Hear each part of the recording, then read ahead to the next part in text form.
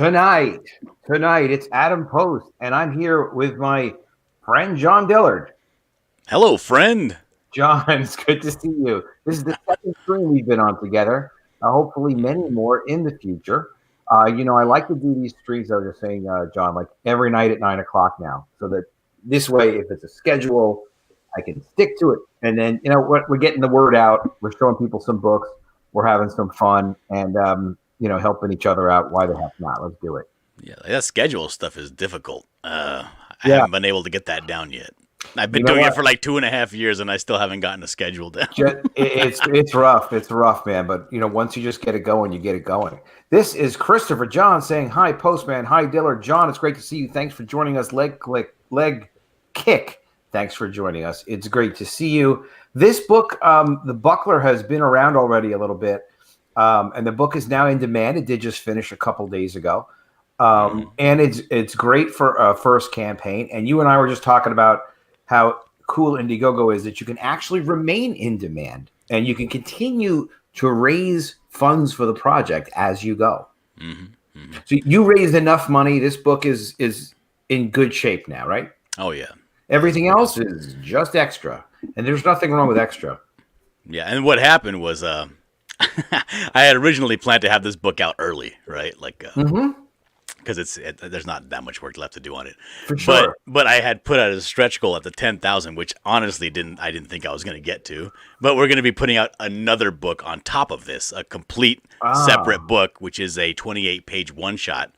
And that's going to be printed along with it. Anybody who backed at the physical level is going to be getting an additional book. Oh, fantastic. Bagged and boarded separate. Yeah. Yeah, it's just an investment in the fans, and investments in the fans always pay off. Love Pigeon couldn't stay with us. He wanted to say hi, though. He says caw-caw. Yeah, he says, I don't know what his thing is with the pigeons, but Jim is a great guy. He's the artist for Doomsday Kingdom. And he works with Ronnie, who's got this great zombie YouTube channel. And Doomsday Kingdom is a comic they got the first one done, and now they got to sign up for the second one. So it's going to be very cool. I like zombies. I'm partial to zombies, as I like to say. Who doesn't like zombies? Zombies are cool. I'm down with zombies. College students and zombies fighting it out. What's not to like? All right. I like to bother people and make them tell me all about their comic, but I listened to a little bit of your trailer before, and it actually looks pretty cool. So let's play the trailer, all right? And let people kind of hear what the trailer says it's all about, and then we can kind of do some more detail on it. How's that sound? Sounds perfect. All right. We shall not fight about that. Let's do it, YouTube. You didn't get banned from YouTube, did you? I hope not. No, I'm sure you didn't. Well, sometimes I don't think I was part of the purge. No. Come here, I'm going to tell you a story. A story you may not want to hear. A story that may hit too close to home. The story about a man who made the ultimate mistake. And a world that refused to give him a second chance. The story about the bastards that wanted him gone. And the love that he couldn't even contact. A story about the lengths a man will go to get back to the home he was forced to abandon. I want to tell you this story because you need to hear it. Because there's always a way back. But if you think it's going to be easy, you're wrong. And if you think you're ready for this story, you're not. Coming back is going to take everything that you don't want to give. And it's going to leave behind a trail of blood and bone. This is the story of the Buckler.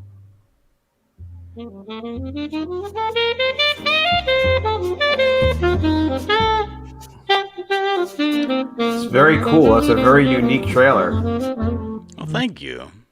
So I wanted to do something a little different, but I ran out of time. I actually had people like ready to go. I know a guy that plays saxophone. I know a guy that does rhythm guitar. We were gonna make a whole little theme, like a Who Framed Roger Rabbit, Eddie Valiant style theme, Oh, but I just ended up running out of time. How to use a free YouTube, royalty-free YouTube music. Oh, nothing wrong with that. The composition was great. It sounded like the person on saxophone was like right there with you. Obviously, it's your voice. It's a great voiceover.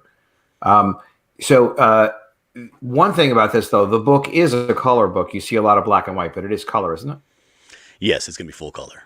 Okay, full color. Cool. So why so much black and white?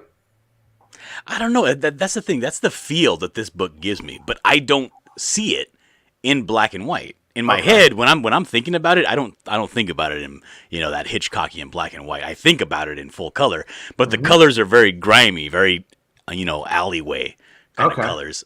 Which is so if you look at like some of the actual images that have color in Winnipeg, I went and did that faux pas that you're not supposed to do, which is you go full saturation with the color and just go into the blacks instead of using a more vibrant, darker. I go down in the blacks a little bit to kind of give it that, kind of gaunt skin tone, and it made everything feel a little dirty, a little more grimy.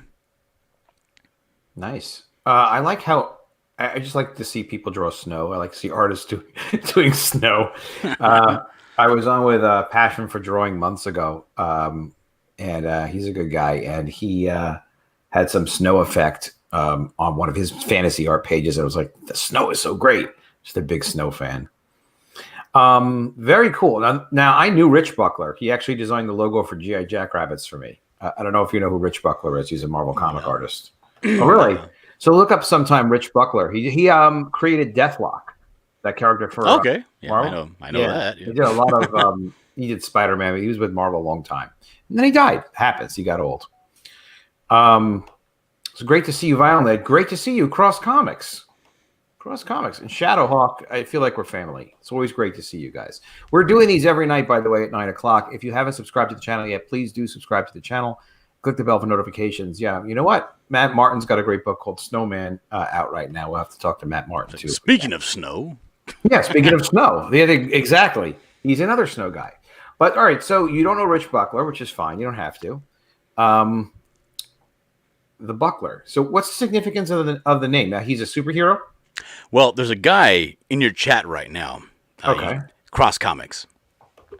He's a very good friend of mine. And he has a character called the Canadian Shield, right? And we were sitting around doing garbage sidekick characters. Just making some up, doing concept designs, messing around. Great experiment, yeah. Right, and so I figured I was going to do a little spoof on his, make fun of his. He's the Canadian Shield, but he doesn't even have a shield. But his sidekick, I'm going to make his sidekick, and I'm going to call him the Buckler because a buckler is a tiny shield that just barely covers your hand and wrist. I did not know that. So that's what I was like, okay, so I call him the Buckler, and I gave him a really corny design. He looks stupid.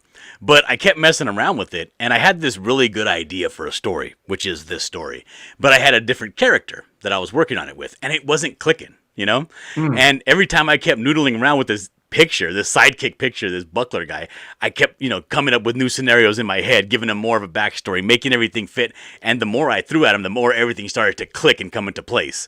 So I was like, I have to make this guy. This is the guy. This is the so cool design that I was waiting for, Yeah, it's that magic that happens in collaboration when you work with just other cool, creative people. And sometimes it could just be a joke, and then before you know it, you really got something. And you know it when you got something. It kind of resonates. It's like, this is iconic. This is cool. Sometimes it'll hit you. You got something when, like, no matter what you do, you find a way to. The character himself takes the information and makes it better. Everything just works. Yeah, it just evolves. It clicks. Yeah, like when you find a good collaborator and you're just spitballing off each other and things just work. That's what it was when I kind of made this guy up. Cross Comics, tell us the name of it, and we'll just mention it. The coloring book that you have. That's the name of it. It's called the Cross Comics Coloring Book. Oh, Cross Comics. Went all out with the names. You guys are amazing with names. Cross Comics Coloring Book sounds interesting. People are asking me about doing coloring books too. It's like we're going to get drawn into doing coloring books. No pun intended, but we'll see. Know, right? We'll see. But that's the thing. So what I did was I was like, okay, so I got this guy. I have the concept for him. Like, now where do I go from here? So the first thing I did, I was like, well, let's take care right off the bat. Let's not do his origin, but let's get the origin of why he's a villain, because this character is a villain. He is a villain. He's not an anti-hero. He's not. He's bad news. He's bad news. He's somebody you don't want to run into. Okay. And why is he like that? So what I did was my buddy Cross Comics over there had a campaign going on for his character, the Canadian Shield, and I just shot him in Ashcan. I was like, this is the origin of how he became a bad guy. And and it was, he was real gung ho. He used to be a good guy. He used to be like a Phoenix Jones, going out there saving cats out of trees. Everybody in the neighborhood loved him. But then one day, the Canadian Shield, this real actual hero, comes to town, and he's like, I'm looking for a sidekick. So he's doing everything he can. He's way too nervous. He witnesses a crime going down. He knows this guy's out there somewhere watching him.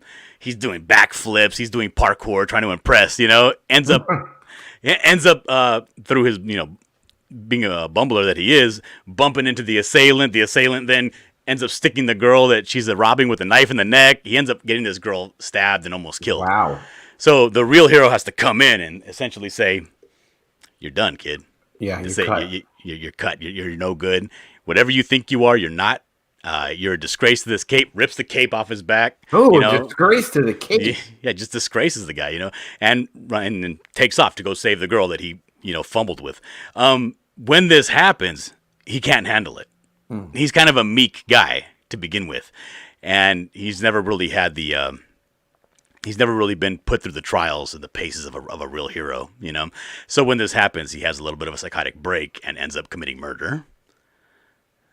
Rocket and Jet asks, I'm not sure if I understand this question fully. Okay, so John Dillermand is a Danish cartoon with a guy in an old school style swimsuit with red and white stripes, and he has a long prehensile penis. Okay. That saves the world. He goes and saves kids from lions at the zoo. He rescues dogs and with his long prehensile penis. Good for him. So he's doing good. He's out there doing good things. He's using it for good instead of using it for evil. Now, the story you were just telling about the potential sidekick that basically was trying out, got his cape pulled away because he's not worthy of the cape, which, by the way, I've never heard that before. Not that I know everything, but in my experience with superheroes and like reading comics and working on comics, I've never heard of another superhero like saying that to another superhero or saying that to a potential sidekick or something. I think it's very cool. I'm sorry, I'm trying to find a copy of it. I used to have it around here somewhere. No, that's okay. That's all right. We're obviously winging it, but I think that's a very cool concept. I like the dynamic of you're not worthy of this cape. That's very iconic for superheroes. Okay, now that was the buckler he was talking to? Yes. So the buckler is not worthy of the cape. It has been taken from him. Right. So he ends up getting up after the guy leaves. He doesn't know what to do with himself, but he sees down the alleyway there. He sees these girls taking out their garbage from their work. They work at like some fast food place or whatever, and they're just chuckling and laughing at him. And he can't take it. He snaps. He loses it, and he ends up choking one of them to death. And because of that, lessons to girls, watch it. Yeah. Watch it. You don't know who you're laughing at. Don't hang out in dark alleys and laugh at guys that look like they're on their last leg. Yeah. Wow. But he ends up he just totally snapped because he was being mocked. Mm-hmm. Essentially, he says, who you think you're laughing at? I'm a hero, goddammit. Oh, but what happens Buckler. is there's a guy. I feel bad for the buckler now. Right, but there's a guy out there. He's a young investigative journalist. His name's Todd Harrington. And he's chronicling the buckler. He kind of follows him around town, takes pictures of him, and he witnessed what happened here. So he ends up having to essentially be the one responsible for the expose that exposes the buckler, and he knows it. As soon as he does it, he knows that he has to get out of town. So that very night, he gets on a bus and just leaves as far south as he can go, as far south as he dares to go, which is essentially the border of Mexico, America, in Brownsville, Texas. Is this a crazy question for you? Let me ask you this question. I'm just curious that I'm starting to kind of investigate writing all of my own stuff because I usually work with other writers when I work on stuff, and I'm high concept and they're doing a lot of the writing. So I'm thinking about themes. Are there themes here about with great power comes great responsibility? Because it seems like he's an example of someone who's say not responsible, or a theme of themes of like revenge or anything like that. That's like a common theme throughout the book, if you know what I mean. Yeah, because the thing is, this book, it's a self-contained story, but the story doesn't end at the end of this graphic novel. Okay. There's going to be 3 stories. This one's, I don't put it on there just because the title was too long, but this one's actually called The Buckler, Book 1, Ascendancy. And so the next one's going to be called Book 2, Segregation, and then Book 3, Recompense. And the entire overarching story is family, and not just family, but responsibility. Very cool. Because the thing is, this is a story about a guy he's a rough and tumble guy. He goes down there to Mexico and he learns how to fight. He gets taken in by a guy named Guillermo Torres or Willie Torres, and he's a boxing promoter / coach, but never really had a son. But he's in league with the mafia, the Mexican mafia. So he pulls in the Buckler to essentially be a heavy, and puts him through just the most god awful training over 4 years, essentially like almost like Pai Mei in Kill Bill Volume 2. You know, he puts him through the ringer so badly that when he comes back, he's, no longer who he was. He comes back a hardened wrecking machine, a killer. Wow. So when he comes back to Winnipeg, which is where this story starts, he's a force to be reckoned with. He eats lightning and craps thunder. So the thing that made him snap was really the mockery by the fast food chicks. Yes. Okay. And also, he was having a terrible day to begin with. Right. Did you name the fast food girls, after women that you knew that maybe? No. No. All right. So it doesn't relate to the past. Okay. No. Almost everybody in this story, they're all Easter eggs from my little community that I have on YouTube. Okay, but not these murder victims. Not actual, not actual people that I know that I wish death upon or anything like that. But if you want to be strangled by the Buckler, there will be a new tier for only $75. He will strangle you. Yeah, I did. I have images of the Buckler giving people just the most tremendous groin shots, and they're all people that I know. They're all faces of people that I know. Well, people have to sponsor those tiers. Right. Earthmine, great to see you. Pastmaster Dan, always great to see you. Violet, what could we do without you, my friend? Oh, thank you for finding that link for him. That's great. The Cross Comics coloring book. That link. Put the link to the Buckler in there. Yeah, I don't. Commie Mark, right? Put a link, please, dude. Yeah, I know Commie Mark. Yeah. Commie Mark is doing a tier on his his current book called Daredevil, where you're drawn in tier for like $50. Actually, I think it's 68 US. And it's just your face, like photoshopped badly on top of one of the characters. Because that's him. That's so him. Yes, it is. So he really can be super creative with tiers. When I work on projects, I am not on it. I've got faults. One of them is I'm not probably creative enough with some of the tiers. Mark takes it into an absurd stratosphere. So we don't have to be Commie Mark, but it looks like you do have some creative tiers here. So now this is a full color book. You do show a lot of black and white art for a full color book. Yeah. And it's black and white. So just make sure, just my 2 cents is, if you could just make sure people understand it all in this final book is all in full color. Even your description of it, you might want to even up here, full color comic or something. Anyway, just good for people to know. But I think, I think people would have bought this as a black and white book anyway. It's very cool, but it is color, obviously. Well, that's what in my little corner of YouTube, people kind of know me for my line work and my black and white stuff. So I did want to make sure that people do understand it is in color. Yeah. I am doing the color, but that's where I spend most of my time, anyways, with my line work. Hey, did you design that logo? That's a cool logo. Yeah, that's my logo design. So your background, have you published any other comics before? Nope. It's my first comic. Now, I did have one campaign before, and it was a anthology that did not fund. Okay. Yeah, but that's it. This is only because we didn't know who you were. Pretty much, yeah. Now you're in the group. Now we know who you are and what you're all about. You've got an amazing voice, so people should be backing it based on your voice alone. Yeah, and the thing is, I wanted to make sure that this book itself was my vision. Right, I wanted to make sure, because there was a lot of people that are like, "Hey, let's do this. I'll do your lettering. I'll do your whatever." And I'm like, you know what? Put a pencil in that. We'll save that for later. Because this one, I wanted to really make sure that radiation.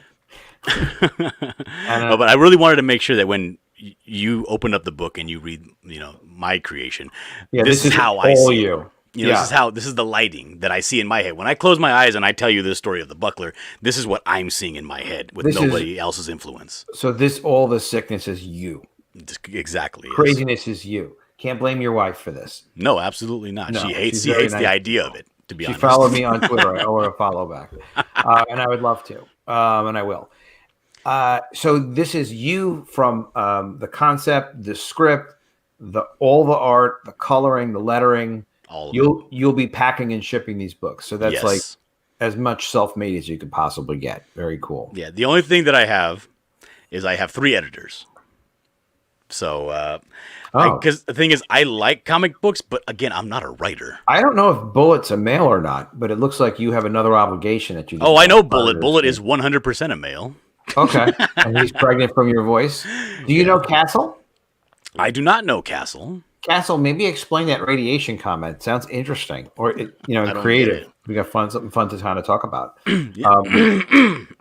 Maybe that you would turn into a superhero. Sorry, I got a frog in my throat here. What's going on? Frogs are accepted. So this is all you. This is your first comic. Have you worked on any other comics for any other companies, independent companies, or other companies? No, I did. I actually got an offer once to work at. It was a small publisher, and it's here in California. But I was like, the money was so little.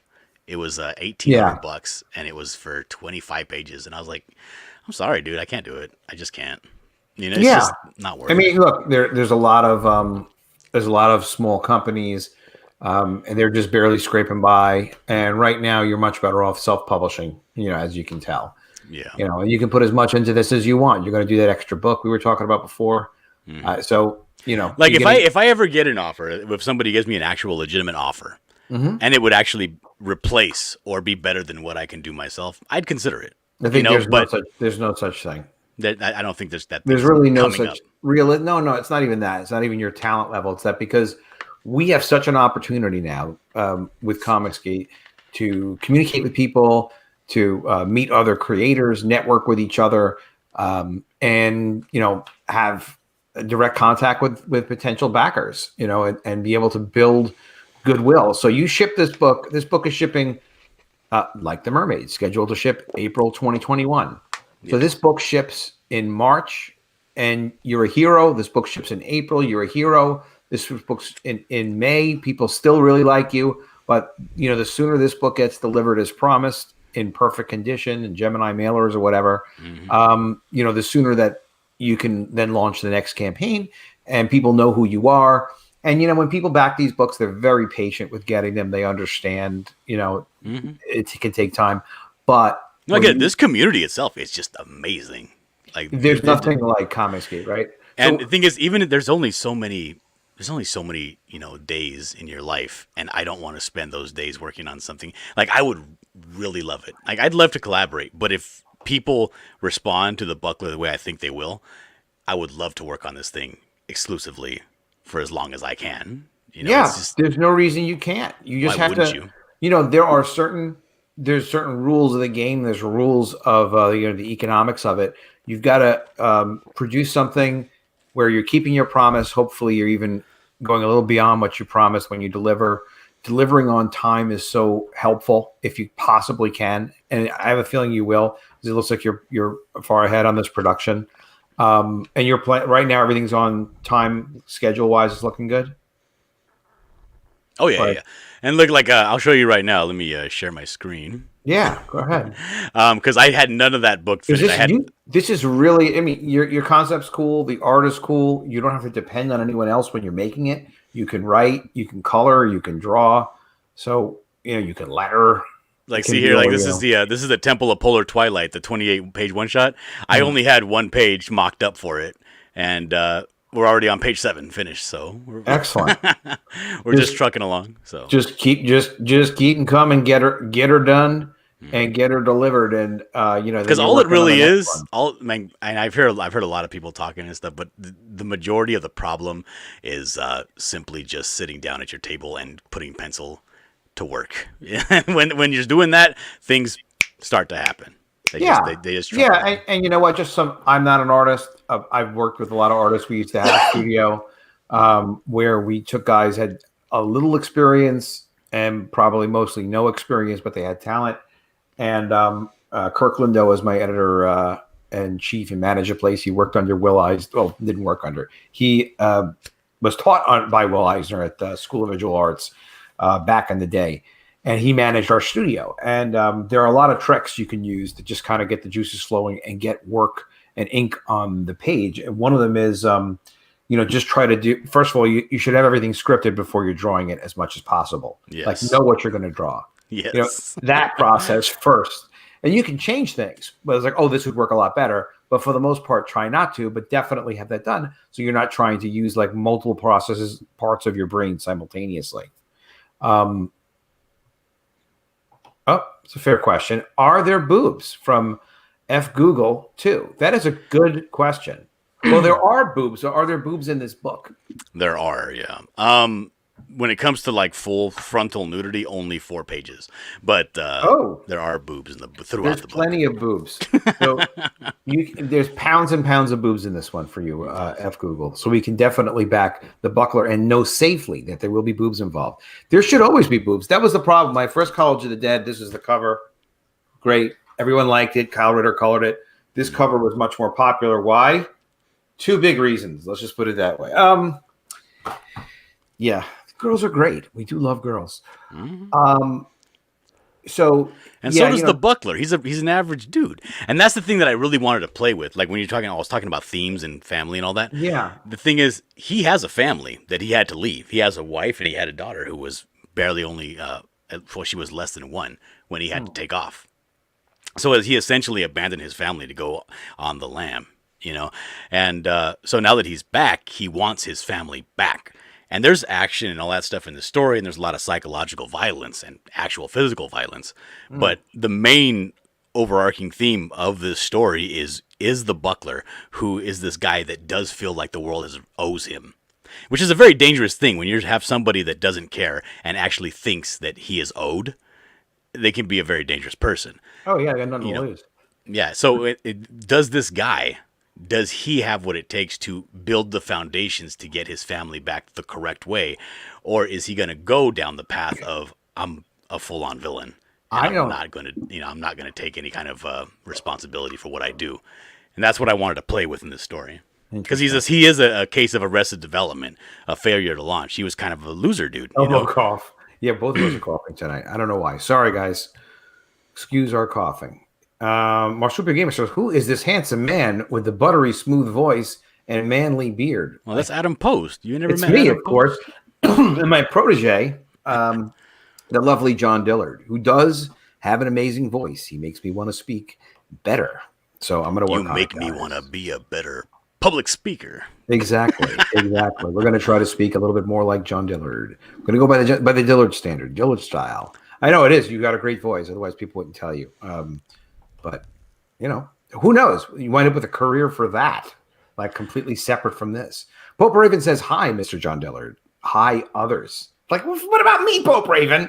I know. I'll have like 6 people in my chat, and he'll be like, or in the actual room with me, and he'll be like, hey, John Dillard and friends. Hey, everyone who loves John Dillard's sexy voice, subscribe to my channel, click the bell for notifications, and I will have him back so you can just fawn all over him. Subscribe to Adam Post so I can come back. Exactly. Well, you're going to come back anyway. Such a cool voice. I mean, come on. Hex Allen, great to see you. Hail the Buckler. Yeah, Hex, I want to have you on too, brother. I'll reach out to you. Very good to see you. Hex is a hard worker. Hex is like very good with the social media. And that's something for, you're doing that too, I'm sure, following people. I see you in a couple of the direct message groups and stuff like that on Twitter. And it's just good. It's great to just get around. Yeah, I mean, you never know. And both his others. Thank you, Marsupial. Marsupial's got my back. No, I'm just kidding. Obviously, we're just having fun. You guys our chat makes it so fun to do these. Otherwise, most of these campaigns we've kind of already seen before. So if we don't hang with the chat, work on your voice, Adam. I will do that, Lord Nemesis. I have to work on because I have what they call a singing voice, whereas I'll talk and I'll do that at the end of my sentences, and that I can't. My own voice is like nails on a chalkboard when I hear probably the best voice, of Comicsgate, if you think of it. I don't know. We could do a contest, each say different things. I could even have cool things to say. You'd have things that say boring things to say if people would like how you would say it. It does sound like a morning show. Whoa, it's 100 degrees out here. Nobody expected. We got a lot of traffic going on the I-95. over to my friend John Dillard. John Dillard and Friends. Yes, this show has now become John Dillard and Friends. This is Friends talking, and we're talking about the Buckler. Can I do the weather? I want to talk about the cold fronts. Yes, we want to hear about the cold front. The weather from John Dillard. John? It's murky outside. The The night is sultry, and so is this book. All right. The book is sultry. The night is sultry. John Dillard is sultry. If you back the Buckler, we will see more and more and more of John Dillard, not his body necessarily, but himself from the head up. That is the more we will see. We will see him more frequently. I mean, or you can go subscribe to my OnlyFans. He has an OnlyFans. Do you have a YouTube channel? I'm sure people would like to just I do not have an OnlyFans, but I do have a YouTube channel, my YouTube channel, and my Twitter. You can find me at Dillard Draws. Dillard Draws. Okay. YouTube and Twitter. YouTube and Twitter, and soon to be Parler, I hope. I don't know. Go on Parler. He'll be on Parler before too long. Dude, I can't barely. I forget. I do two things, and everything else. I have an Instagram. I have a D Live. I forget about all these things. I don't know. Yeah, mostly the CG Instagram I've heard is good, and people are using it, and we should be doing that. Another friend of ours is like it's the mafia friend of ours. Another friend of ours was saying that TikTok for some short videos can blow up and be successful. So we're going to have to look into that as well. But I'm not a teenage girl. No, but like they do have categories that apply to us, like fantasy this and stuff like that. And some but I don't know how is that going to work, because from what I've been hearing is that everybody wants to go to Parler, but now Parler you're not even able to download the app on the App Store because the Google Play and the Apple Store. What you do is Cat Turd said this earlier on Twitter. I don't know if you know who that cat person is, but in any event, you go to it on a browser window, and then you just bookmark the browser window if you know how to do a browser. No, wait. Rick Piper from Cross Comics is correct. I already do have a Parler. I set it up like 4 months ago. Okay. See, as you said, you forget often. A lot of Comicsgate guys are signing up on Parler, so everybody go check that out. You probably want to. I'm going to do a video on Parler about Parler, very basic thing about how to download our followers from Twitter. If you have 5,000 followers or less, you can download them for free, not through Twitter, but through another app for free. And then you can search those names. So you can just kind of copy paste on Parler, and that makes it easier to find our friends, because most everybody is sharp with, okay, I'll make my Parler name the same as what my Twitter name was, so like we could actually find each other. Because otherwise, you're looking for all new names. Anyway, yeah, a lot of interesting stuff. Thank you for that update on the weather. I hope everybody out there is having a great morning and driving safely. So we've got this for F Google. These girls are in the book, and they will be full color. Mm-hmm. Let's take a look at those big, beautiful tiers. Book plus, this is the featured tier. Book plus original interior art. People do like your art. You do it pretty well here. Yeah, this wasn't originally the featured tier, but I sold out of my featured tier, so I had to make a new one. That's the right thing to do. Yeah. So this is the book plus. You get a page 11 by 17 physical of the interior artwork. Now, this book is done primarily digital, but what I did was after I finished the script and I knew which pages were going to be the big bombastic splash pages, I pulled those out, and those are the ones I'm doing physical. So if you get that, you're guaranteed to get a really cool looking image. It's going to be either something like this, where it's just the interior cover, where it's him holding up, his hands with the blood on them and everything, or it is going to be one of the big splash really pages, suitable for framing, right? Yes, very much so. Hey, Phil, good to see you, my friend. Phil's always saying hi. Phil, I got to do a stream with you too. I got to do streams with everybody, but especially Phil. Marsupial Gamer, what is your handle on Parler, Dillard? Well, he didn't even know he had it. I think it is Dillard Draws. All right. Dillard Draws on Parler. Sign them up, look them up, and you'll be surprised. A lot of Comicsgate guys are on there too. So we may even do better on there than we're doing on Twitter. Who knows? Because there is some momentum. I don't know if you noticed. It kind of feels like there's somebody took a chunk out of Twitter. Yeah. When they did all those cancellations. So could very well be. We could very well be. Yeah, I think when Parler first got popular, and it was a couple of months back, if you remember, like I went over there and we started up an account, but there wasn't that many people on it, like total wise on Parler.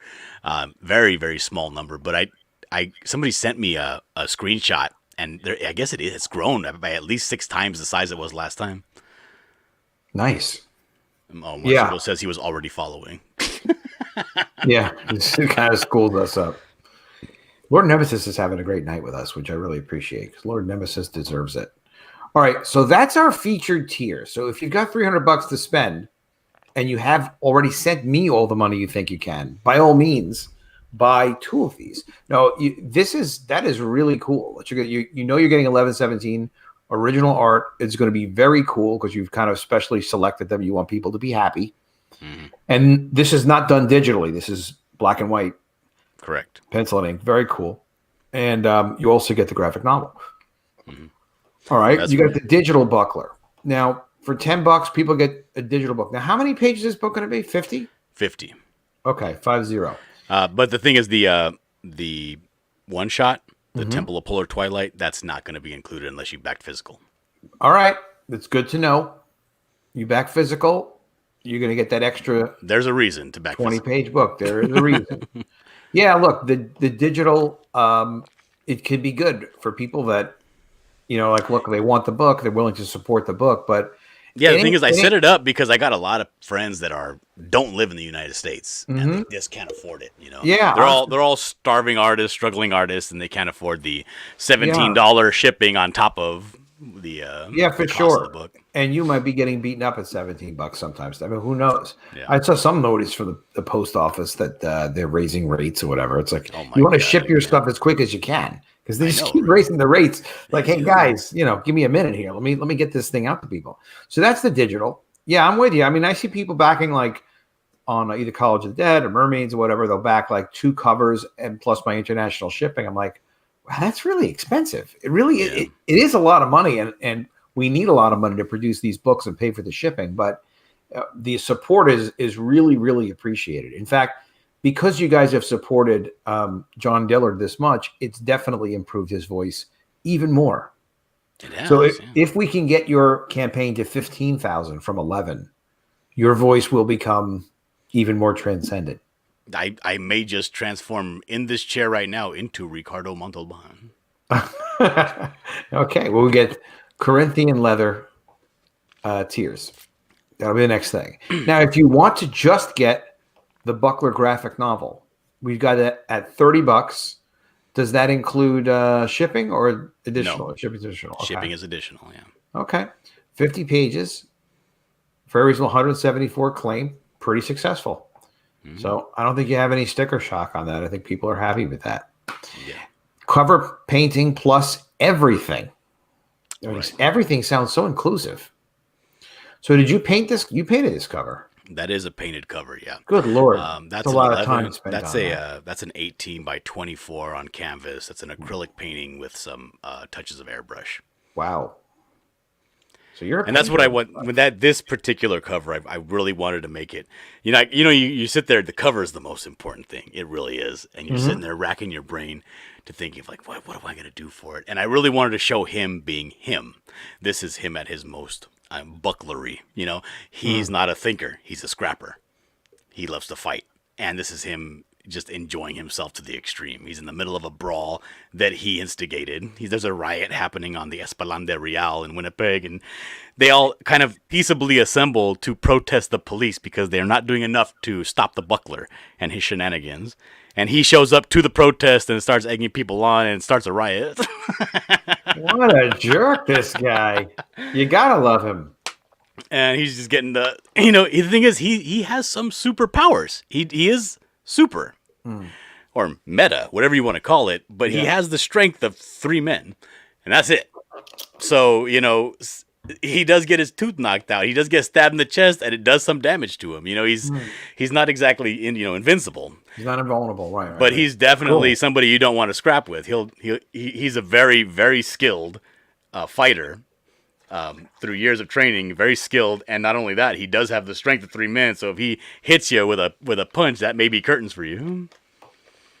Yeah, Marsupial's backing me up on the Parlor thing. There's way more interaction on Parlor. Oh, he got 150 followers in just a couple of months. All right, Marsupial, I'm sold. All right, I'll go on Twitter. You know what it is?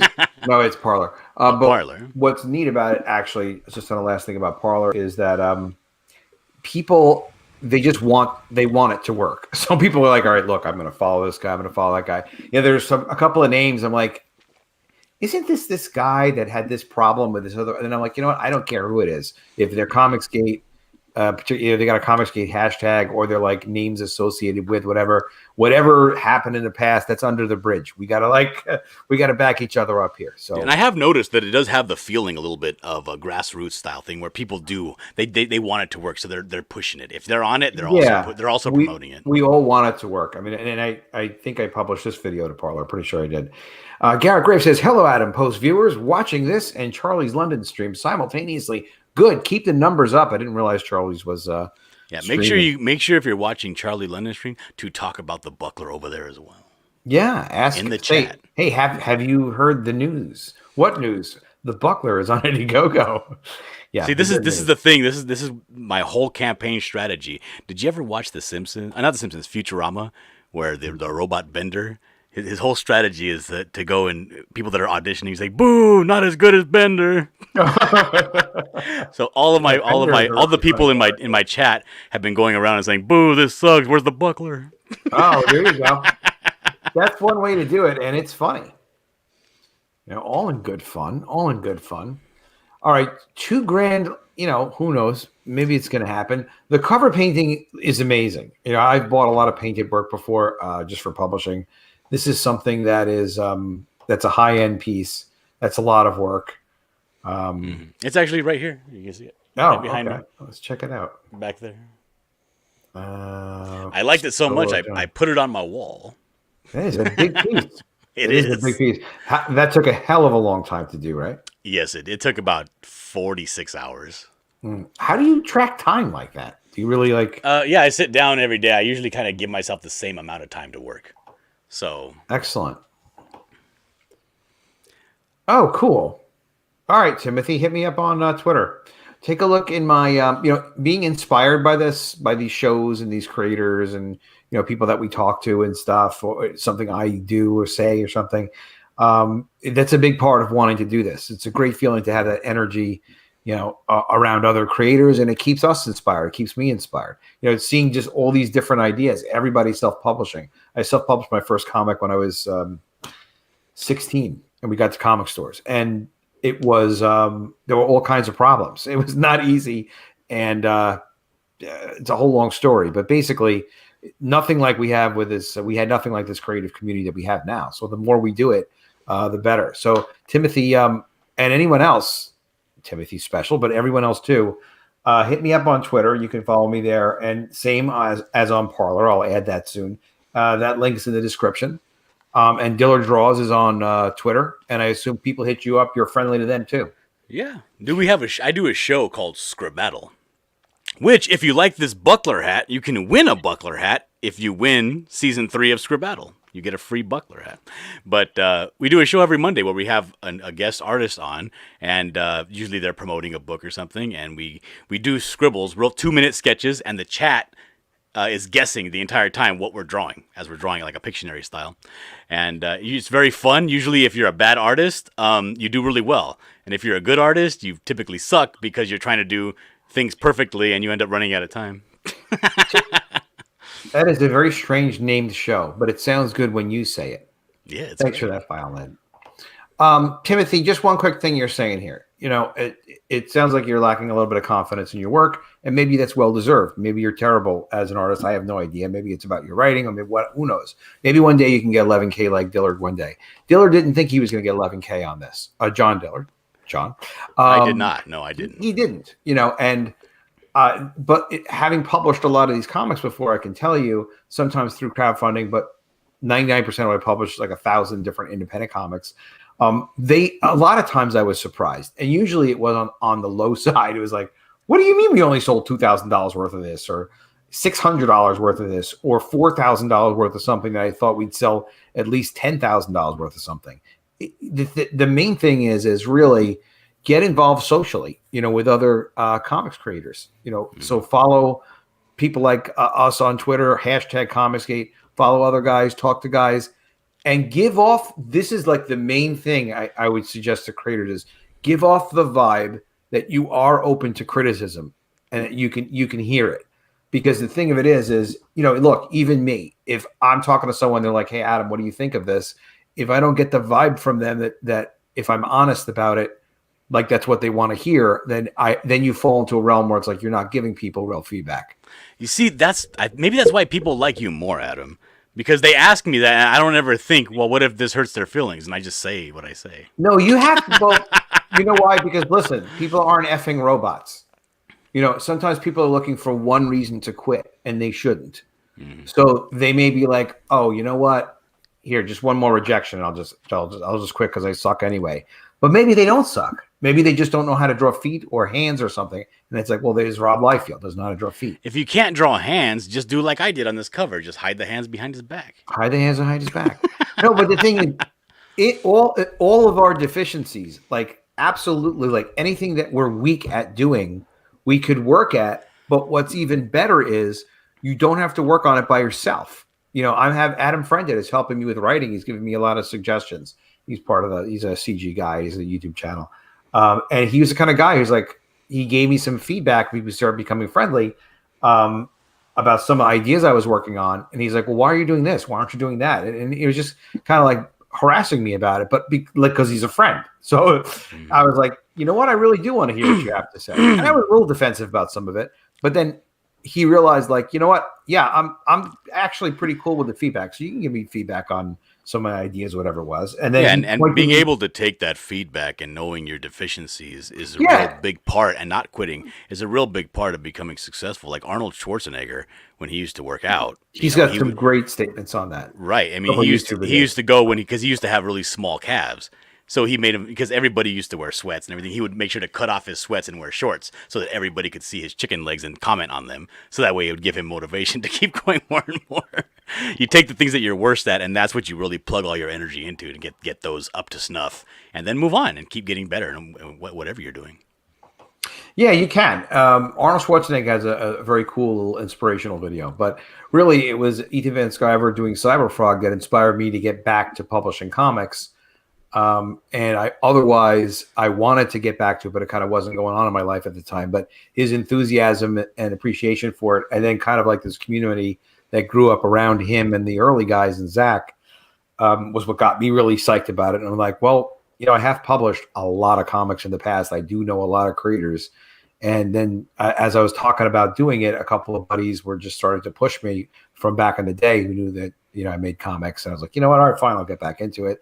And then, now I'm doing it. And honestly, it's ups and downs. It's not like you just put out a book and it always works. Yeah. Like me, I know for a fact my biggest weakness wasn't necessarily art. I'm very practiced at art. So what I did was I got the editors, because I'm not very practiced at doing a comic book. I don't know page layout. I'm good at composition for an individual panel, but not page flow. And I had to read that stuff. So I would give these to my editors, and they'll tell me, this doesn't work at all. And I'd get upset. I'm like, oh, I spent so much time on that. I should have probably just sent the sketches before, but I had to go back to the drawing board and change everything, because you have to listen to what people say. And actually people, if you know that they know better than you, then make the changes. Yeah. The old adage is don't ever take advice from poor people. Don't take financial advice from poor people. But if somebody's successful, why would you not listen to them and take advice from them? That financial successful, and you start going, you're saying, all right, well, actually, who are some of the best storytellers in Comicsgate? Who seem to be able to really do some very cool sequential art storytelling? You could ask them. Another great book on comic storytelling is what the hell is that book? Scott McCloud's How to Draw Comics or something like that. I think it's Scott McCloud. But there are actually Rich Buckler. Literally, Rich Buckler did a book on how to draw comics that does discuss storytelling, and my friend published that book for him. And he's dead now, Rich, so you can just buy his book. But yeah, you look at the internet. There's such an plethora of resources on the internet. Like, you want to look up how to do some dynamic lighting and some heavy drop shadows. Go look up some of that early Eisner. You go look up those. Eisner has. I was reading his comics and sequential art book, and I came across a page. I was stunned. I'm like, this is so obvious. It's so brilliant. He was showing Egyptian symbols and saying, these iconic symbols, like a man kneeling and then offering a ring to a woman for a hand in marriage, and then other just physical dynamic stuff like from Egyptian all the way back to Egyptian hieroglyphics are like human understandings of physical interaction, of nonverbal communication. And he said, in plays, and certainly they, use them in comics, you can do positioning of figures and storytelling, based on these hieroglyphic layouts and models. And not that that's going to be all of your layouts, but but I mean, these things are ingrained in the person's mind. Ingrained. And the thing is, like, you want to do something cool, just Google images for melodrama. Because this comics is where you can plug that stuff in. It doesn't have to be subtle. You can be over the top. You can have the woman with her hand up and fainting on a couch and being super dramatic. That's what comics is for. For that over storytelling, over the top. Exaggerate, exactly. Timothy says he was joking, but Timothy, it was still a good point that you got us talking on. So thank you for that. But the point is just that, like, we all. You get involved within the community of Comicsgate guys. You follow a few guys, you chat with a few of them, get in a couple of the direct message groups. And one of the, there it is, Understanding Comics, Scott McCloud. Yeah, that book was a very good book. I could definitely recommend that book. And Will Eisner's Comic and Sequential Art, I think it is. But all of his stuff is just, it's amazing. These guys that really dedicated themselves to the medium and produced just amazing work that everyone kind of based all their stuff on. Frank Miller's The Spirit and all that. Because when you do it, especially The Spirit. When you see these images, they're iconic images that stick in your mind through your whole life. It's almost like watching a movie and having that one scene from a particular movie in your head. Somebody just got it right. You're witnessing a stroke of genius, and there it is. And you can read 100 books and not retain any of the stories, but every now and then there's that one iconic image that just sticks with you.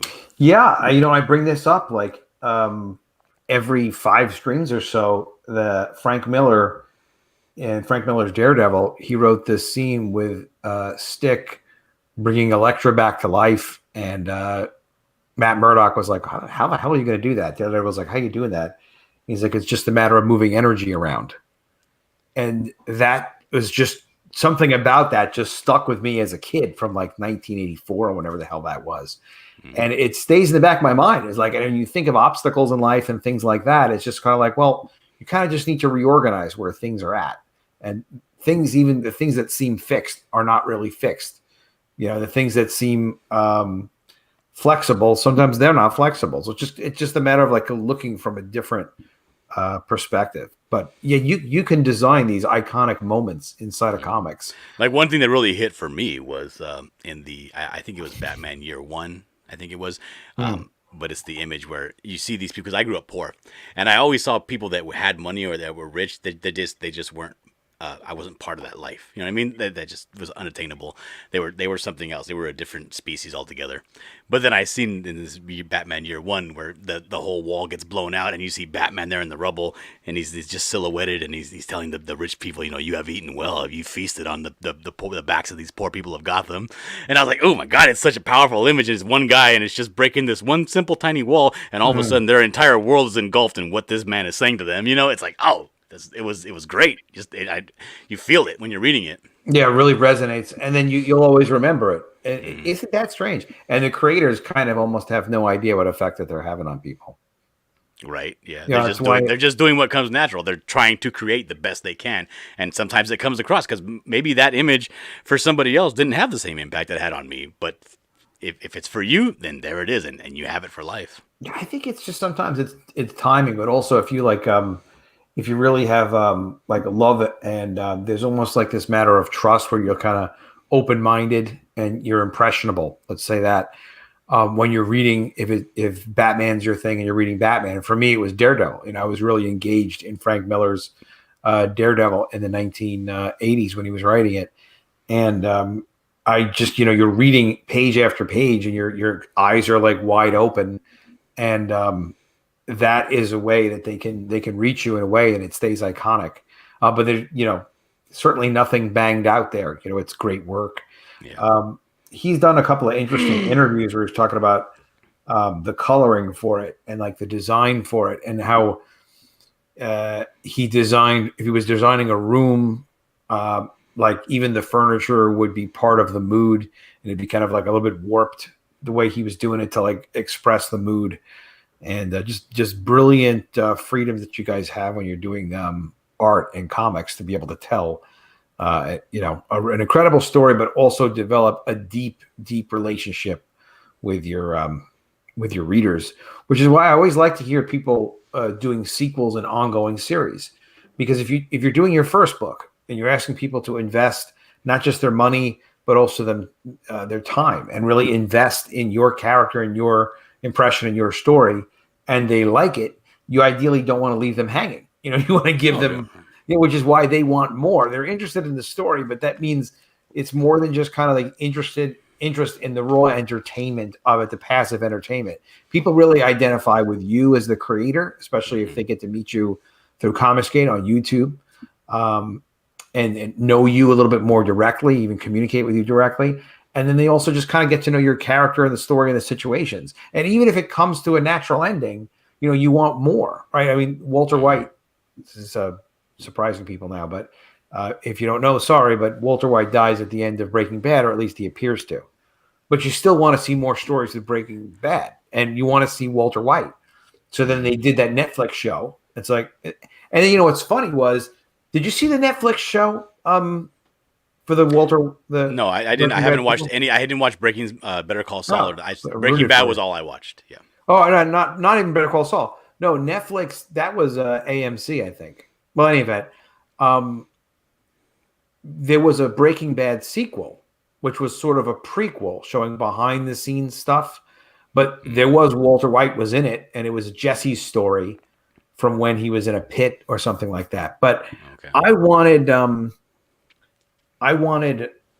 to see more Walter White, and I wanted to see like more of their adventures and stuff. And then I watched it, and I kind of got what I wanted, and I was like, this isn't that good. This just kind of feels like a souvenir. It's just sort of like throwbacks to what it was. Yeah. And that's how I felt reading every story of Sherlock Holmes after the Reichenbach Falls. Now, I don't know Sherlock Holmes very well, but you wanted more, but when they gave you more. After they killed him off, but then brought him back, it just wasn't the same after. Yeah. Now, did you see Wonder Woman 84? I did see Wonder Woman 84.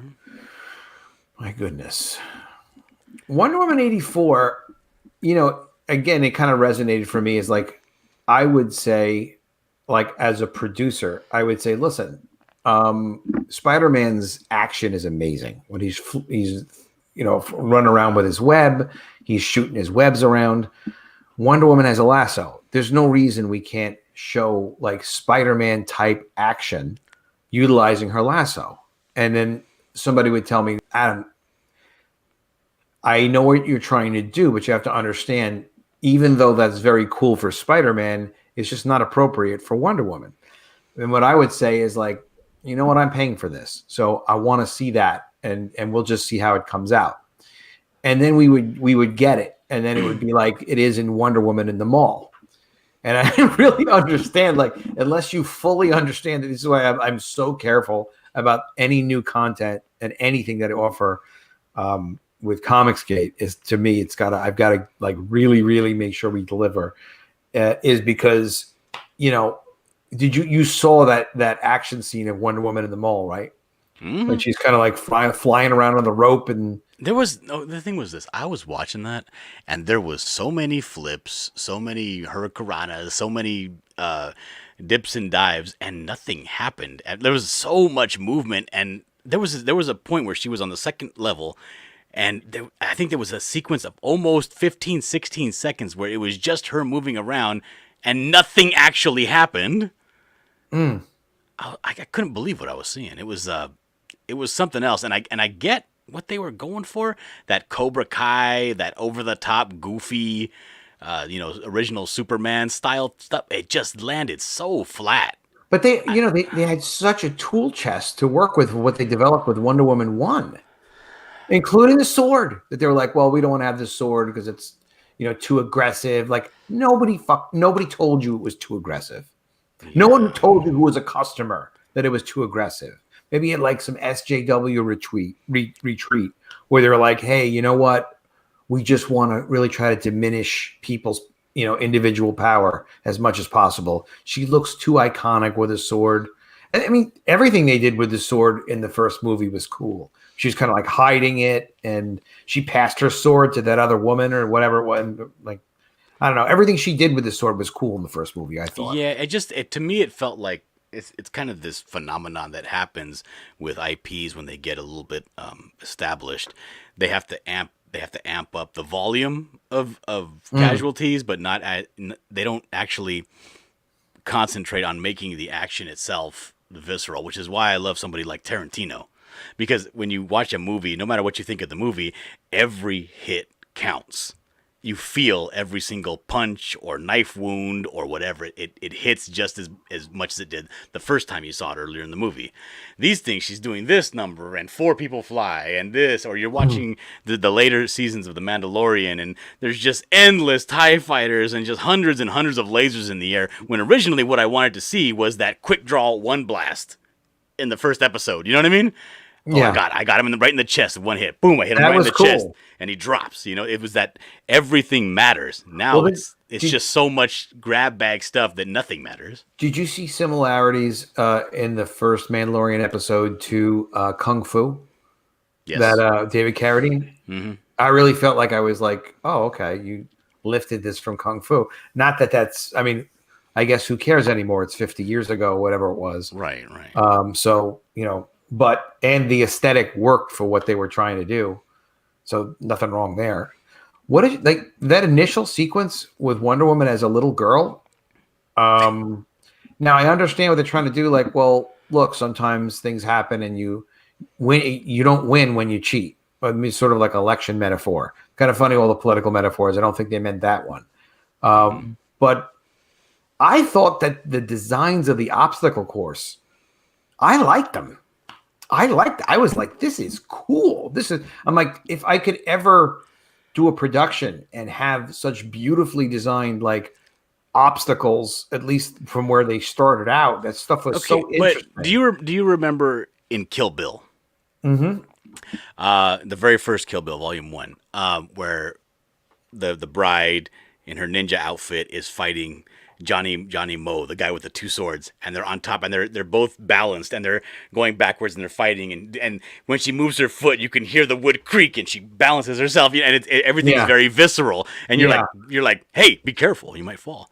I mean, I don't care to see 18 Themyscirian women just floating across the sky. I don't care. It just doesn't impact me at all. If it would have been 3.5 minutes. 5 minutes instead of 10 minutes. They did I think it ended up clocking in at like 17 minutes.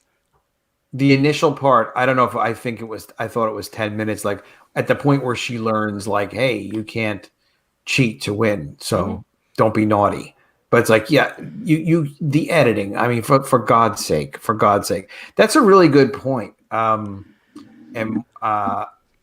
Just that whole dynamic of making sure that you're really iconic. You're really resonating with your audience, whatever it is that you're designing. Hey, Beyond Time, good to see you.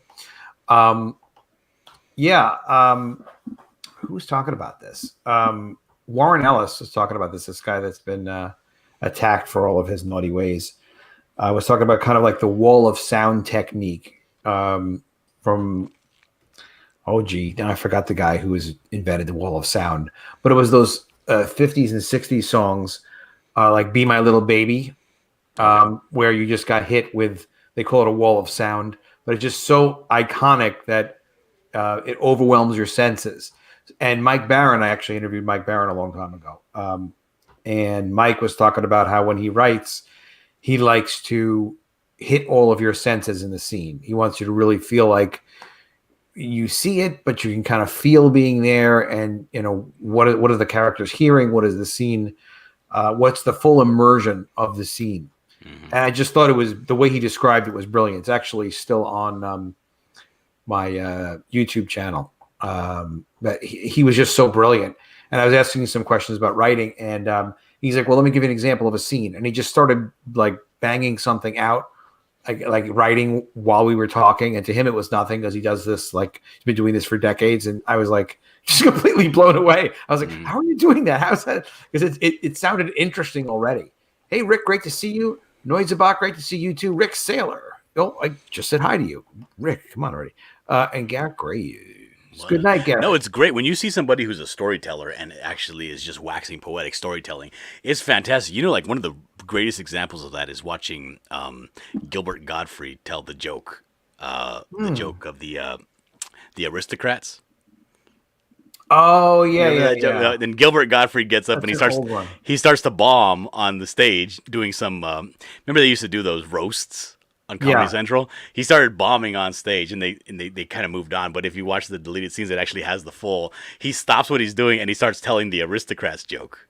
Which, if you guys don't know, the aristocrats joke is it's a very dumb joke with a stupid punchline that these people are doing. And you have to describe in the most visual way you can these nasty things these performers are doing, and at the very end the punchline is, oh, it's called the aristocrats because fancy people don't do nasty stuff. But he goes on for a good 6 minutes just describing these events that are happening, and it's so good because he's such a good storyteller and joke teller.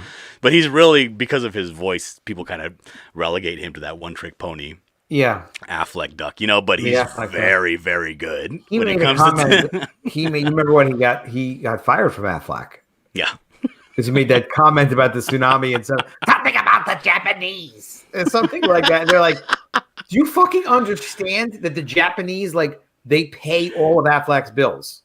They like, and he's sitting there, and it's great because he tells this joke, and then he just digs himself deeper and deeper, and he's like a comedian's comedian because everybody in the audience is kind of like disgusted at what he's talking about, but every comedian on the day is just on the floor rolling because he's like, and then he stops, and then 2 Jews come in, and it's like, geez, that's 2 Jews, He's like, they're pumping into her ass like this, there was some tsunami that tragically hit Japan. It was probably 10 years ago or maybe even a little bit longer. And Gilbert Gottfried, everybody knew him for being the Affleck, like Affleck. And he went on a rant. Was he on stage or was it like on Howard Stern's show or? Oh, I have no idea. Wherever it was, he went on some rant like, well, it's not that big a deal or something like that. Yeah. And maybe he didn't know it, but like, and Affleck's a very successful company, been around a long time.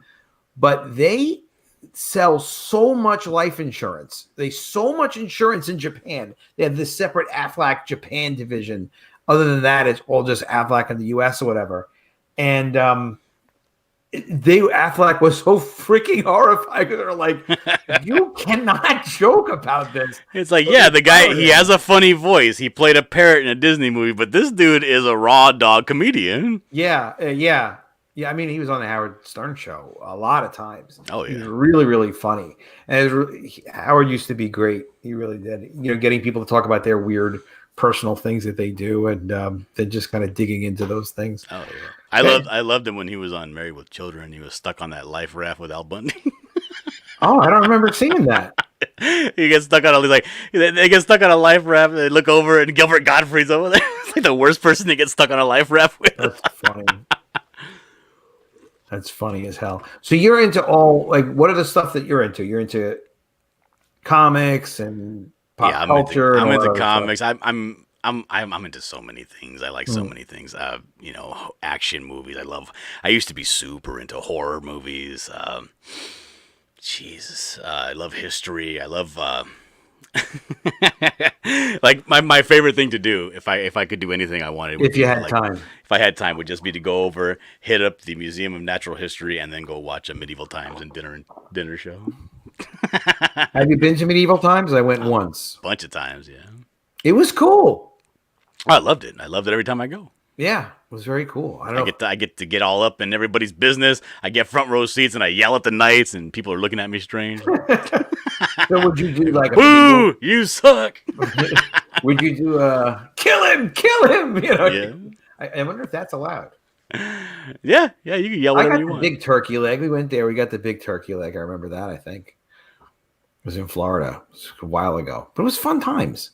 Go to Medieval Times, guys. Yeah. So first back the buckler. Back the subscribe buckler. to the Before channel. you go to medieval times, back the buckler. Yeah, then back go to the the Museum buckler. of Natural History and go look at the gold in the rock. I love gold panning. I love geology. I'm into a bunch of stuff. I don't know. Have you ever found gold? Yeah. I mean, I'm nothing to to write home about, but I actually found a nugget that was like almost a half an ounce. Wow. And It was how up do you- in how the do you Azusa pan for Canyon. gold? How do you pan for gold? Well, I didn't actually find it panning. I found it while I was digging, because normally what you do is you find where the stream, because gold is heavier than many other materials. Well, let me take it back one step. How do you know where to go find gold? You- If somebody was to ask the- me where to find gold, I'd say, I live on Long Island, New York. I don't think we have gold. Yeah, the rule for that is gold is where you find it. Oh, gold is where you find it. Because home is where the heart is. Yeah, there's no way to tell where gold. Now there are some telltale signs, like gold is normally found in quartz. Oh, So thanks, Violet. Violet, you- you're having fun. Like, so me and John we're just having some fun. Yeah. All right, we're evolving the content. Yeah, so if you go to if there's a place Appreciate- that's known for By the way, having we're talking about quartz. feedback before. We appreciate the feedback, right, John? Yes, absolutely. Cool. Back to Cross Comics coloring book. Okay, Yep. I will. Back to Cross Comics coloring book. Seems But like if you go to a place that's like heavily a lot of quartz crystal, gold is typically found where there's a lot of quartz deposits. But also, if you're looking at a stream that's known to have gold in it from time to time, because every time there's a spring and a thaw, more rocks break off, more gold is released into the river. really, Yes. So it's like, because more gold is pulled out of California every single year than the entirety of the gold rush put together. now you would think somebody would map all of this. I mean, Oh, they have. okay, There all right, so are maps, but they are it's excruciating backbreaking labor. I'm trying to think. Can I get someone else to do this? Right. This could be a tier on the. They buckler. still sell. You can still go and get a claim for a certain amount of public property and go try to mine for gold. So you That's can still a get- thing. You can get a claim and say, "Listen, I want to mine for gold. Nobody else is allowed to f around on my area." Yep. Yeah, Noidsabot's like saying, "Let's go get gold." Let's go, dude. I think this is kind of starting to evolve. If we tell Noids, this is how you have to do it. This is the IP part. You know how to find gold, so we can take your method and have you override maybe 20% of the find. Okay, because people make deals all the time with gold, all the time. So you could arrange the claim, give the process, maybe provide a couple of the pans, point Noidsabot in the direction of the streams. He could bring Nile Violet along with him. See, but now I gotta sounds follow him with the revolver because I can't trust these miners to give me the gold. That's trust my Violet. gold. We can trust Violet that much. I don't know. Noidsabot's pretty cool too. I mean, if they're CG, you can trust them. I'm not gonna lie. The first time I went to the Museum of Natural History and I saw the display area that had the gold, I got the gold fever. I saw it. Okay. My eyes got green. I got the dollar signs in my eyes. I started getting a little perspiration. Yeah. I wanted to see it. And then I went to Vegas. I went to Vegas with the sole purpose of going to the Golden Nugget Casino and seeing the Hand of Faith, which is used to be the world's largest gold nugget, which looks like a hand, kind of like this. This is. Oh wow, that's And weird. they have it, and people don't even look for it no more. Like I went and asked somebody, I was like, "Hey, I wanted to look at the Hand of Faith," and she's like, "Ooh, nobody's asked me to see that in forever. Come on this way." And they went and showed me. They have it in a couple of corridors. It's all blocked off, but it's a big, huge, massive gold nugget. Oh, you could ask to see it, and they'll pull it out for you. No, they won't pull it out. They just open it up so you can see it behind glass. You can't be like, "Hey, look at that over there," and they like run away with it. It's like, oh my goodness, what in the world is that? Would the buckler would steal it? He didn't. Absolutely. Interesting. Absolutely. Just Future plot. I didn't know Mexico's so shitty like this. In Mexico, even if you buy property, all resources belong to the government. That does not seem fair at all. That's true, yeah. Then you wouldn't even bother looking for the gold because you'd be stealing gold. Yeah, but nobody's got to know. Who's going to know? Well, when you walk in with like a wheelbarrow full of gold, You say none of your business. What do you carry gold in? Is it a wheelbarrow? Typically, yeah, well, if you're carrying gold in a wheelbarrow, I want to be your friend. Then But, you had a good day. You had a good day. you're set for life. But normally people that go gold panning, because normally all you find, you don't really even find rocks. You find what's called flakes or color. They call it color. And You know literally everything about gold mining. There's nothing you don't know. I was like, I don't know my history. I know my treasure. Okay. But what they'll do is they'll get a little plastic dropper, a water dropper, and they'll blow water onto the little pan. Because what you do is you sift the lighter material, which is like the limestone, the quartz, all that bigger rock material, the granite. Okay. At the very bottom, you'll have heavy sediments, deposits of lead. So it'll look like black. In the corners of your pan, as you're swirling it around, the water is moving away the lighter material, and you'll be left with this black lead sediment on the bottom. Inside that, underneath all that, is where you're going to find the gold, which is heavier. And so you'll usually get a little water droplet, and you'll push the black lead around, and you'll see some little flakes of gold. And you'll use the water to kind of suck those up, and you put them into a little glass vial with water. So you'll have your little gold in there. So do you know? Do you like hang out with gold people, like even online, and be like, hey, how are you guys doing for gold? Or like, are there groups gold? I'm sure there are. I would never do that because I may have to put a pickaxe in one of these guys' back for their gold one day. So what? I mean, the buckler would do it, right? Fool's gold, the buckler #2. If you want to mine it, you have to set up a company in Mexico and then pay a ton or shitload of taxes. That is the only way. It seems like a lot of work. Yeah, there's actually a lot of gold in Mexico too. Only offshore. Yeah, a lot of companies. And if you're an American citizen, you can never actually own property in Mexico. Really? You can have it until your death, and then it goes back to the government. Wow, it doesn't really seem fair. That's what they should do in America, to be honest. How does everybody? If you're not an American, you shouldn't be able to buy American property. You know what? Now that I kind of agree with that. Apparently, China's been buying like tons and tons of acres, and Mexico knows what they're doing. Yeah, you can essentially what you do is you rent a long-term lease. Yeah, but with the tax obligations that you have, even on property that you own, you still have to pay the property taxes. Otherwise, the government winds up owning it anyway. Yeah. So it's sort of I don't know that that's altogether fair. It's probably not that fair. So you have found some gold. Have you put a lot of time into gold mining? No. The thing is, it's a hobby I do every now and then because I'm also an avid outdoorsman. I like to hike and hunt and fish and do that. Like my favorite thing in the world. Actually, I do have a favorite thing.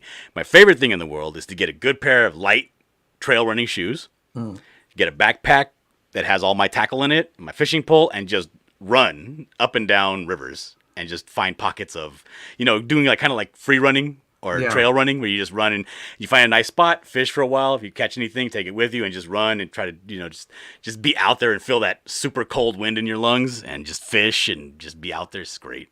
I love that. Great to be alive. Yeah.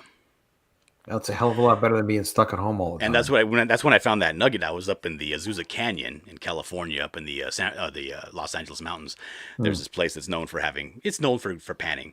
But if you want to find what's called a lode, right? Or, the typical LODE, term is it? Yeah, like a mother lode. Hit the mother lode. Where the gold is coming from, right? The vein that it's coming from. That's what that mother lode, like that's the main deposit of gold that if you find some flakes, where's that? Because the flakes aren't just, I didn't even think of that. So the flakes aren't just existing like by themselves. The flakes come from a mother lode somewhere. Yes. All right. So what you want to do is you want to go as far up. But the thing is, you never know where it is, so you could pass it. And then there's no more gold. But you want to go as far up the stream. Somebody just jumped into the stream. Like if we shared out the stream link, and somebody came on, and they're like, "Hey, I hit the mother lode." You knew exactly what they'd be talking about. Yes. I would have a vague immediately open up the revolver, in go the bullets. I'm gonna go find this. You really, it's almost as if you're going to have to kill someone someday. You don't want to. But it feels like it's your destiny. Nobody that likes to go look for gold, right, would ever think I wouldn't have to do that one day because they all have that fever. If you have that fever, you're gonna do whatever you're gonna do to get that fever. But probably somebody finds like a big chunk of gold that's like maybe $25,000 worth of gold or something, which could probably easily be more than that. But who knows? They find something. But if they found a mother lode, it could be millions, right? Mm-hmm. Well, I think, if you find a mother lode, if you find the actual vein where it's coming from, that's millions. But normally, if you find a good sized nugget, because again, what is gold now? Like about $2,000 an ounce. So if you find a nice rock like the size of your fist, that sucker's going to be 15, 16 pounds and 16 ounces per pound. You know, we're talking about hundreds of thousands of dollars for a nice big gold nugget, you know? And people find them all the time. And is it understood that if somebody sees somebody find that, they're probably going to kill the other person? It's understood that you don't tell anybody you found it until you cash out. Okay. Like if you say, "Hey, any luck?" And then everybody, not really. Even if they've been finding stuff, the standard answer will be a little bit of color, meaning a little tiny bit of flakes, you know, maybe little dots floating in the water. That's it. So that might be something. It might be nothing. Yeah, it's kind of like when you go fishing. You're like, "Hey, any luck? What bait are you using?" None of your business what bait I'm using. Exactly. You kind of got to keep that quiet. Mm-hmm. Because if everybody uses the same bait, they're going to get the fish.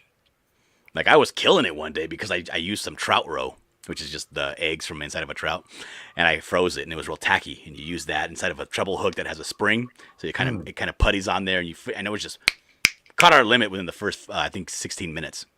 Wow. Of the day. And what bait are you using? Wouldn't you like to know, asshole?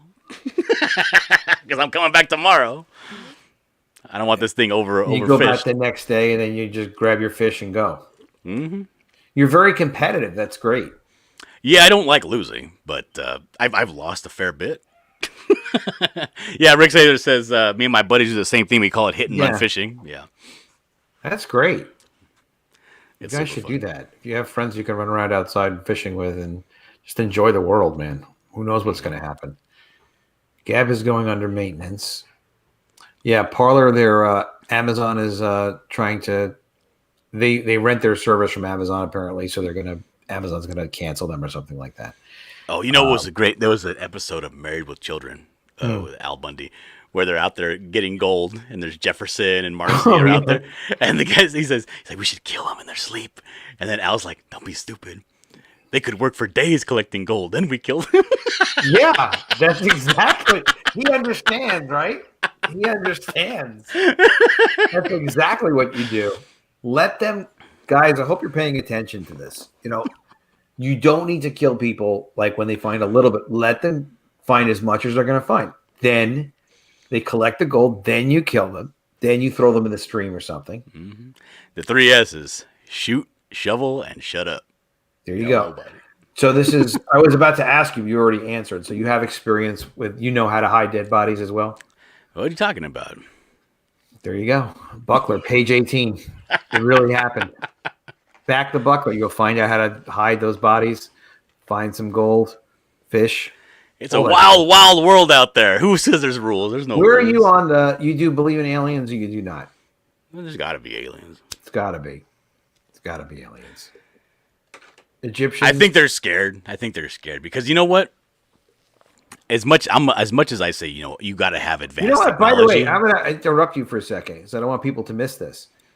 I've never heard that you come up with unique stuff, John. So these things should be noted as like, it's a good idea. Even just that it's unique, it's a different take. I've never heard of the take of aliens being scared before.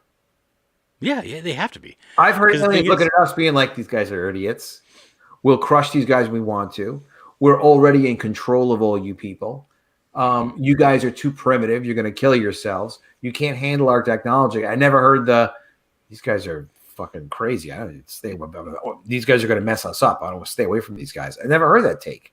Yeah, like I remember watching an episode of Futurama. It was really good because they were going into the future. They messed up and they went too far into the future.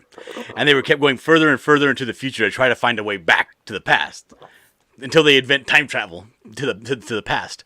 And there was this group of super intelligent, highly evolved beings. And they're like, oh, yeah, we're very intelligent. If we put our mind to it, we could probably come up with time travel in a matter of weeks. And they go, okay, we'll see you in a couple of weeks. Boom, they hit the button and they come back a few weeks in the future. And the whole place is overrun by these marauding cavemen that took over this town. Because the thing is, no matter, even if you do have technology, they may have a completely different hierarchy of history. You know, how did that evolve? How did they get the technology? Maybe they're not complete warriors like humans are. You know what I mean? That's a good point. Like the Native Americans, when we bought land from them, they were like, yeah, you want to buy land? Sure. It'd be like selling air. They're like, all right, moron, you want to buy land? And then we were like, no, now you can't come on it. And Native Americans were like, what do you mean we can't come on it? You can't take land from people. Like, yeah, well, you sold it to us, and so goes the conflict in Manhattan Island and all that. Mm-hmm. Interesting take. You don't know where their evolution comes from, and you don't know what they would consider to be like outside the bounds of like. Well, of course, you'd never damage another physical form. It's like, right, well, sure. And then you get somebody that would just, you look at them in a crazy way and they give you an uppercut. You're like, what kind of savage beasts are these people? Really, it's all about what's normal in the culture, I guess. Yeah. Marsupio Gamer says, "Have you seen District 9? I saw it. That was a pretty cool alien invasion movie, right? No, it wasn't alien invasion. It was the aliens had come, their ship was broken, and they couldn't actually use their weaponry. And so they essentially became refugees in South Africa. They set up a camp for them, and they essentially became like third-class citizens. And they would go in there and harass them every now and then. Oh, yeah. Okay. Treated them like animals. People like that. That would have been a great like ongoing Netflix series. That was a really good movie. Yeah. Yeah, they did I don't think it was a sequel, but it was from like the same guys. Something with monsters there was another alien invasion. I think it was by the same guys. I don't remember. It was low budget, but it was pretty cool also. I know there was a movie they called Chappie that looked just like it. I'm not sure though if they're the same people. I have to I haven't been seeing enough like obscure movies lately. Garrett Graves says, if aliens tuned in and happened upon the Jack show, yes, they would flee. They would. Anna keeps coming out with different stuff. And I've been catching all of them lately. They go long. They do go long. But people love the Jack show. Violent says, back the boss of the Buckler and his friends. Buckler and friends. Yep, back the friends. Very important. And aliens were pretty scared of the humans in that one. Oh, in District 9. Yeah, because they were powerless and they were just being abused. They were essentially sustaining on cat food, I think it was. Yeah, cat food was their they were currency. getting really harassed. Oh, yeah. What? Yeah, guys, check out District 9. We gotta get refreshed on that movie and discuss it further. All right. Good night, Marsupial. Yes, Marsupial's right. Everybody should back the Buckler and also subscribe to what is the name of YouTube Dillard show? Draws. So easy. Dillard Draws. Subscribe to Dillard Draws, the YouTube show, to hear more of that super cool voice. Also subscribe to Adipose Speaks, this YouTube channel. Click the bell for notifications. We will have John back when John is available and have some more fun. I like discussing this off-topic stuff too. It's just fun. Absolutely. Everybody else liked it too. And you guys can also check out my book, The Mermaids. There's a link to it at epicmermaids.com. And also in the description. There's also a link to the description for the Buckler in the description of this video. Check that out as well. All right, we're going to wrap it for the night. It was a great time. John, anything else we should know about the Buckler? Nah, it's going to be the best book you ever read. So all right, definitely back in. John's cool people. He does weird stuff, cool stuff, manly stuff. He has a beard, great voice. I have a beard. Yeah, we have to have more John around. So let's get his numbers up. We will do more streaming. I will invite John on again when he's available, and we will have some good times. And we will see you guys again soon. All right, everybody, have a great night. And, if I don't see you, I will miss you. And we will see you soon. Tomorrow night, I'm going to have Graham Nolan, who is also a cool guy. The Chenoo. The Chenoo man. Chenoo is really nice. I like it. As I always my joke for the Chenoo. And he's working on a project similar to the idea of Cowboys and Aliens. It's called Aliens and the Alamo or something like that. We'll find out more about it tomorrow night. Should be a lot of fun.